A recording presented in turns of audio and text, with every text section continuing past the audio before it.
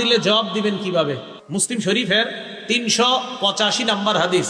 মুয়াজ্জিন সাহেব যখন আজান দেয় তোমরাও তা বলবা যা মুয়াজ্জিন বলে। মুয়াজ্জিন যখন বলে আল্লাহু আকবার বলেন, তাকুলু আল্লাহু আকবার। মুয়াজ্জিন আল্লাহু আকবার বললে আমরাও কি বলবো? মুয়াজ্জিন যখন বলে আশহাদু আল্লা ইলাহা ইল্লাল্লাহ, তোমরাও বলবা আশহাদু আল্লা ইলাহা ইল্লাল্লাহ। এই হাদিসের শেষে একটা সুন্দর কথা আছে। মুয়াজ্জিন যখন বলবে আশহাদু আন্না মুহাম্মাদার রাসূলুল্লাহ, তোমরাও বলবা আশহাদু আন্না মুহাম্মাদার রাসূলুল্লাহ। তবে মুয়াজ্জিন যখন বলে হাইয়া আলাস সালাহ, ক্বালা আহাদুকুম লা হাওলা ওয়ালা কুওয়াতা ইল্লা বিল্লাহ, বলেন হাইয়া আলাস সালাহ বললে কি বলবো?